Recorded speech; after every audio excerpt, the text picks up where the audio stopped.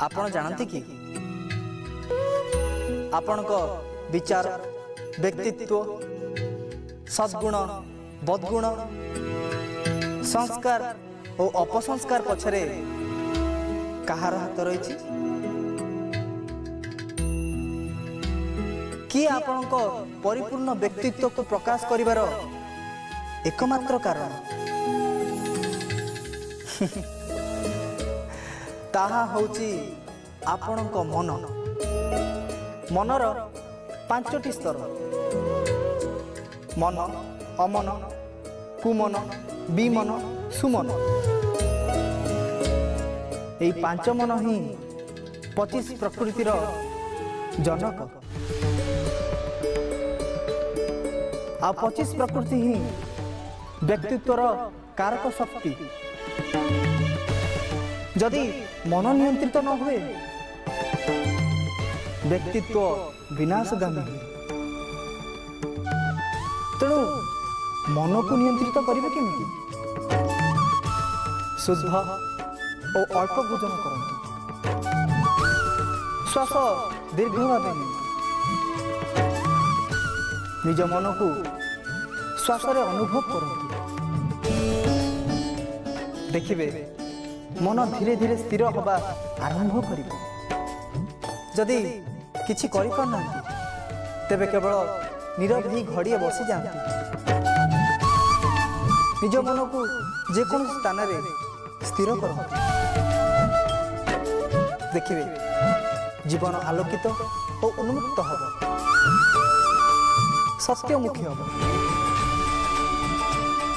आपनकर श्रेष्ठ और उदाहरण योग्य जीवन हम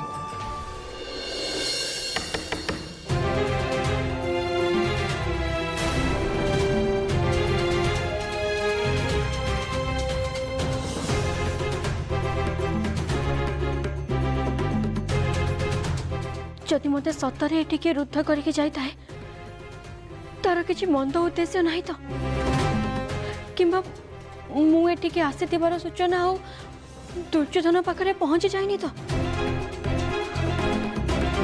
तेबे मु कौन करी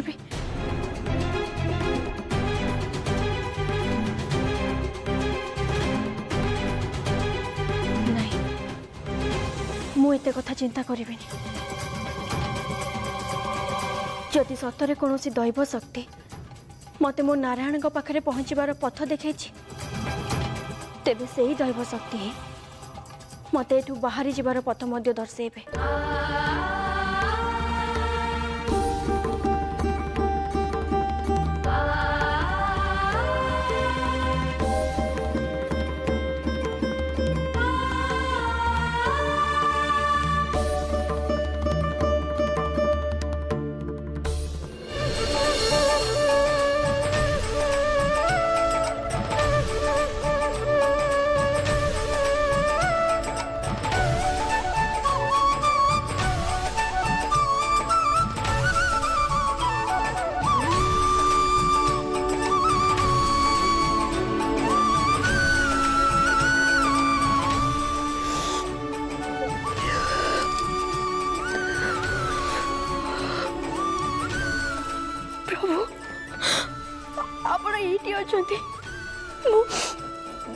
आपन को केते हाई खोजी सारलिनी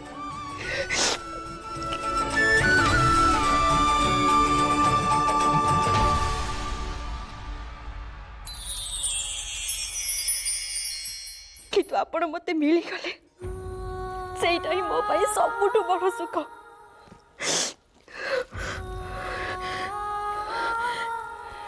एणिकी मु एठू जाई पारे कि न जाई पारे से सब प्रति मोर जमा भी चिंता नहीं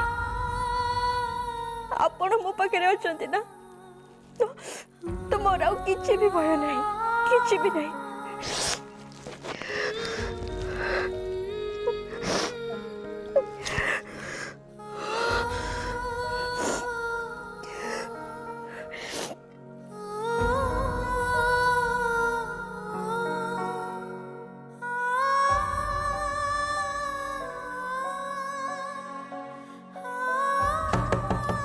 द्वार खोलंतु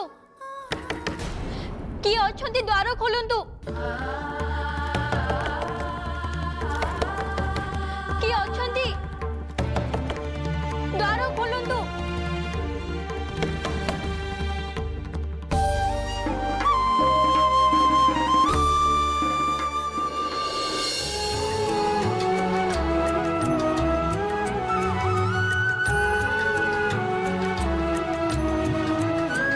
प्रचंड आत्मविश्वास और चरित्र ही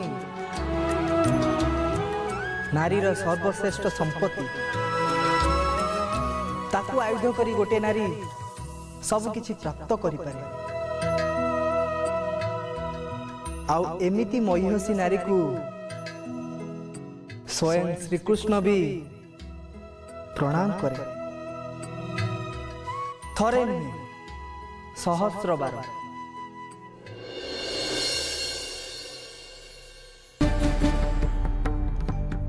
ध्रुपदराज आपण कौन कहना चाहते? जी निजर पितृ प्रतिम व्यक्ति को व्यवहार कर शिखिनी से इंद्रप्रस्थर बहु केमिति हला?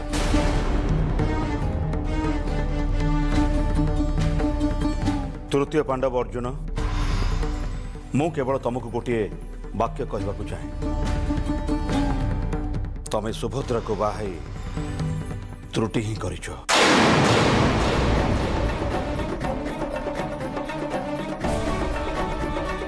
एमिति कौन है जी? सुभद्रा आपन को कौन कहले?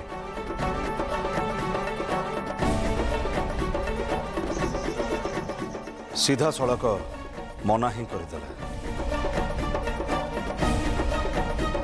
जहाँ भी हो जाओ से आ राजमहल को फेरबनी।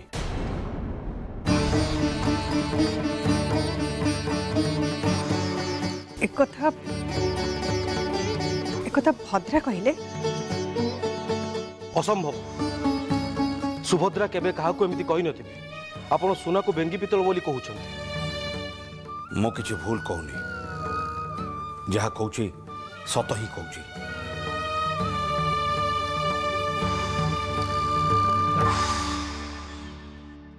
सुभद्रा केवल मते प्रत्युत्तर देलानी, असम्मानित कला।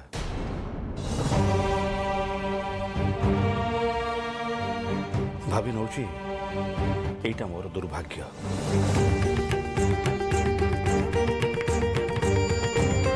माता परिस्थितिर गांभीर्यता मु बुझी पारुची।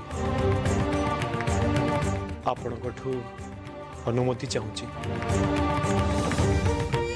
अनुमति? अनुमति कौन अर्जुन? मु ए विषय रे सुभद्रा सह वार्तालाप करने को चाहे। जाओ अंततः भद्रांकर मानसिक अवस्था को आमे समस्ते हृदयंगम करवा दरकार।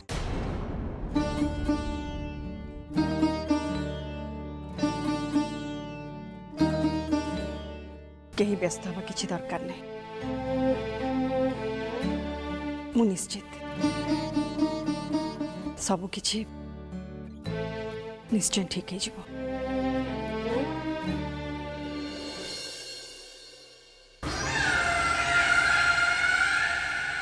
विश्वास होनी धन, विश्वास होनी से जे सुभद्रा ए कथा तू जानिलु केमिति? तू कौन स्वचक्षुरे देखिथिलु? जो युवराज को कोठरी मध्य को प्रवेश करने पाए दासी माने 5 थर अनुमति मागंती। सही कोठरी मध्य को प्रवेश करिवार दुस्साहस केवल आउ केवल सुभद्रार। तू ठीक कहिछु धन, एकदम ठीक कहिछु। तू देखिथिबा नारी निश्चय सुभद्रा ही हेइथिबा। ताहा पुणी नारायणଙ୍କ प्रतिमा पाखरे। धन तते कहिथिल ना धन, सुभद्रांकर परम आकर्षण नारायणଙ୍କ प्रतिमा। से प्रतिमार सन्धाने सुभद्रा इंद्रप्रस्थरु आसी हस्तिनापुर रे पहुंची जाइछि। हना एबे ताको केवल प्रेम आउ फल पाइबाते।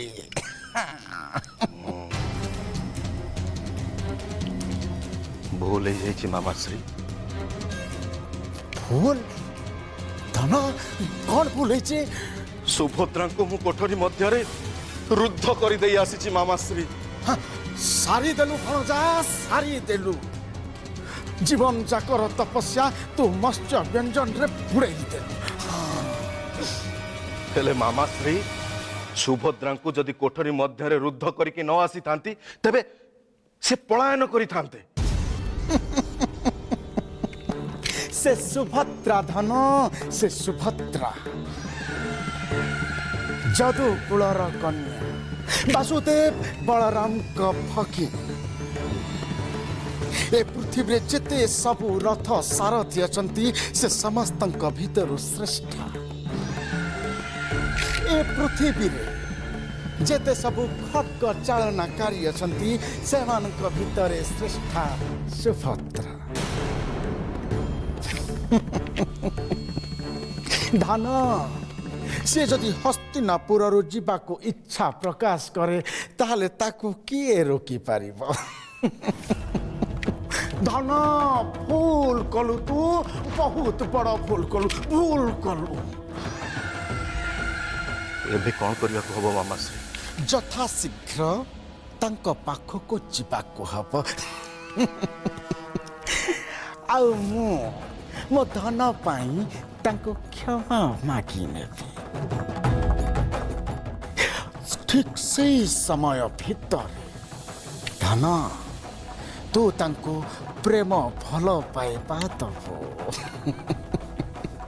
अवश्य मामाश्री, अवश्य। धन आउ विलंब न करी यथा शीघ्र हमको जिबाको हब। आसंतु मामाश्री।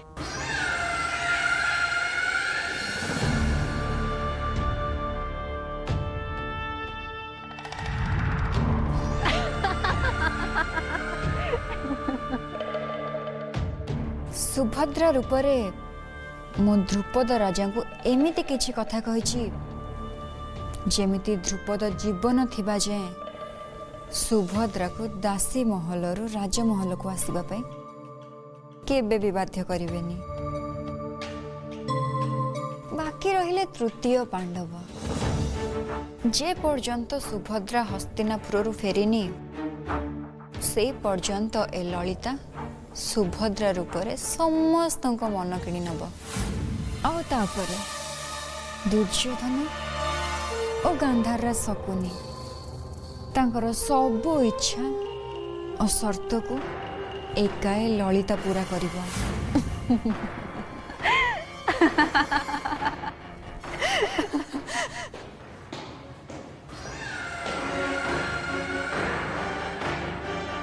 किए जण आसुचंती बोधे।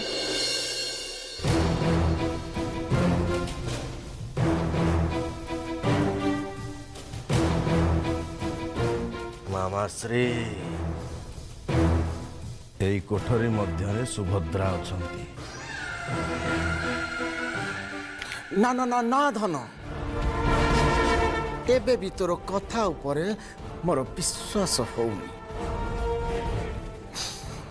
सुभद्रा भली वीरांगना एते शीघ्र शकुनीर फांदरे फसी जीव। ना धन ना, विश्वास होउनी।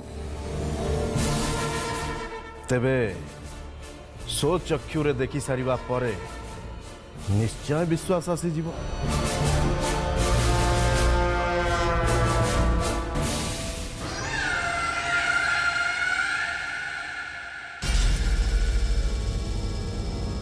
आसंतु मामाश्री।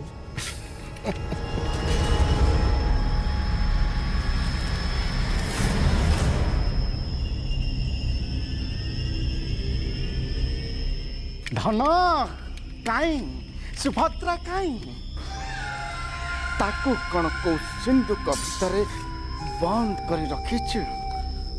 ताहाई भावे नियंतु मामाश्री। आसंतु।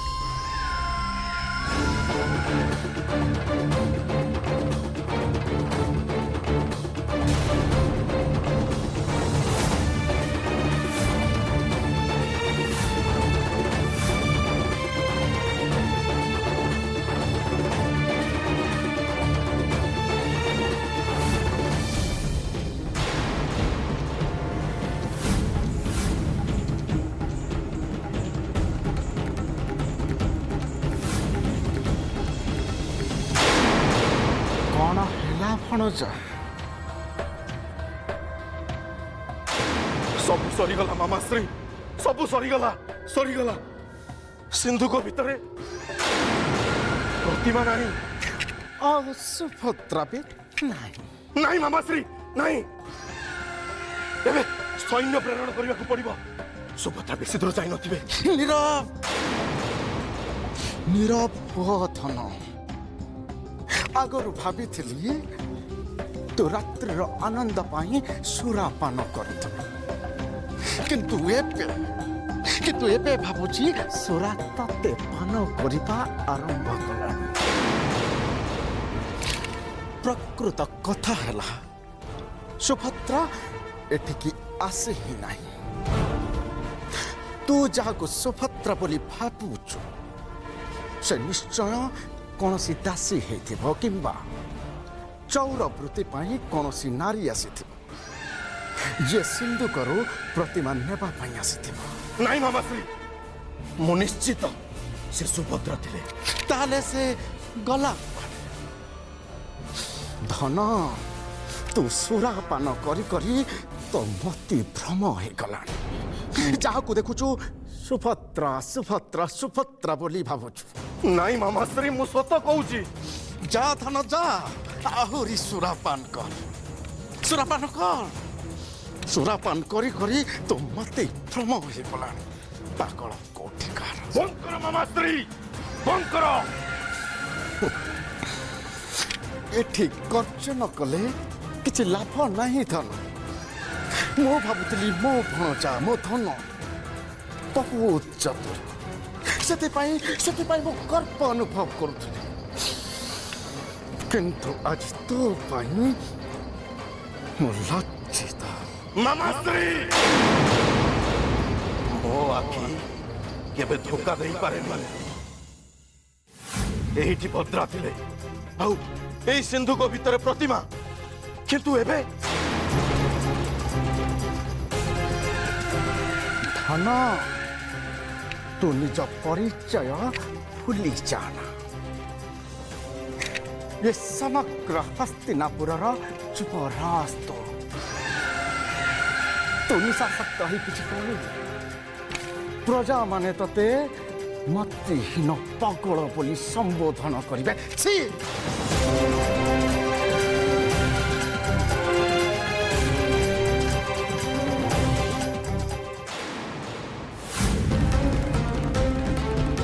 ତେବେ କୋଉଟା ସତ? ଏ କୋଠରୀ ଭିତରେ ଯିଏ ଥିଲା ସେ ସୁଭଦ୍ରା ନା କୌଣସି ଚୌରଣୀ? ସତରେ କଣ ମୁଁ ସୁରାସକ୍ତ ହେଇଯାଇଛି? ନା!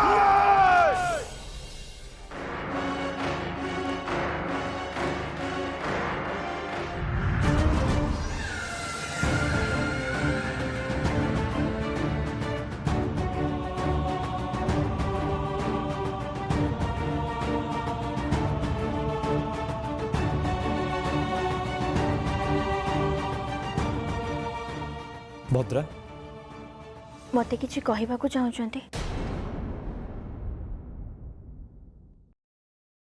ହଁ, ଆଶା କରୁଛି ମୋ କଥାକୁ ତମେ ଟିକେ ଗାମ୍ଭୀର୍ଯ୍ୟତାର ସହ ବିଚାର କରିବ।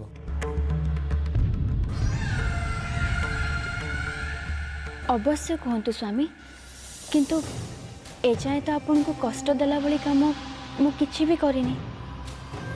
ମୁଁ କଷ୍ଟ ପାଇବା ନ ପାଇବା ବଡ଼ କଥା ନୁହେଁ, ତାଠୁ ବଡ଼ କଥା ହେଉଛି ପାଞ୍ଚାଳୀଙ୍କ ଜୀବନ।